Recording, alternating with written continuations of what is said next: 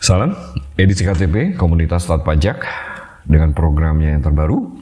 Kali ini membahas secara sederhana tentang objek pajak penghasilan final atau pajak penghasilan pasal 23 dari lawan transaksi perusahaan konstruksi yang memiliki sertifikasi dan tidak bersertifikat.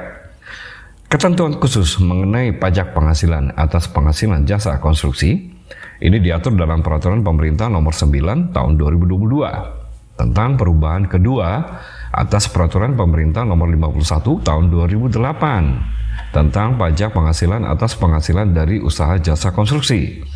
Sesuai dengan pasal yang ke-1, angkanya yang kedua dari Peraturan Pemerintah Nomor 9 Tahun 2022, jasa konstruksi adalah layanan jasa konsultansi, konstruksi, dan atau pekerjaan konstruksi.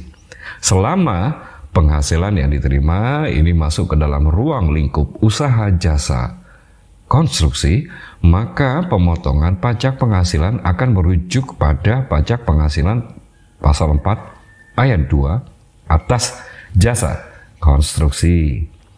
Selanjutnya, di dalam pasal yang ketiga, ayatnya yang ketiga, huruf B, E, dan G, Peraturan Pemerintah Nomor 9 Tahun 2022 disebutkan bahwa jika penyedia jasa pekerjaan konstruksi ini tidak memiliki sertifikat atau sertifikasi, maka tarif pajak penghasilan final yang dikenakan adalah dengan besaran tertentu. Untuk penyedia pekerjaan konstruksi yang terintegrasi yang tidak memiliki sertifikat, tarif pajak penghasilan finalnya juga dikenakan dengan besaran tertentu. Setelah memahami secara sederhana lingkup objek pajak penghasilan pasal 4 ayat 2, kini kami menyampaikan ruang lingkup pajak penghasilan pasal 23 dari perusahaan konstruksi.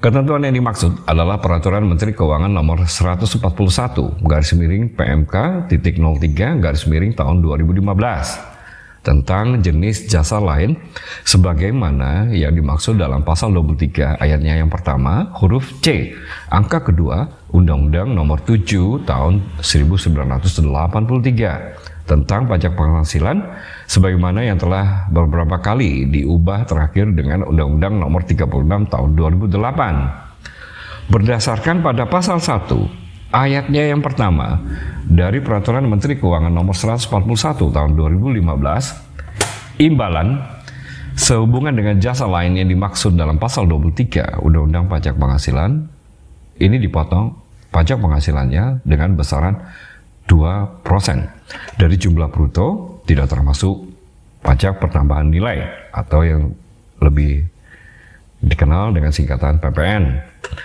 Kemudian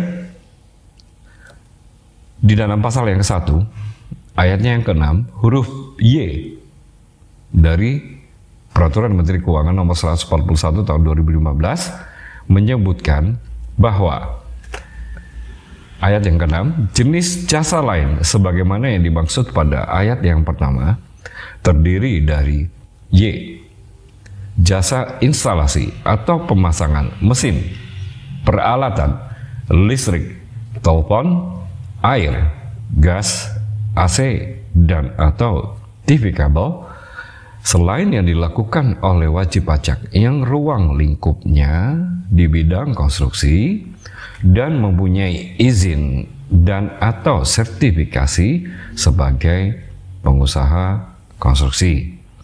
Berdasarkan pada ketentuan pasal yang ke-1 ayat yang ke-6 huruf Y Peraturan Menteri Keuangan Nomor 141 tahun 2015 dapat diartikan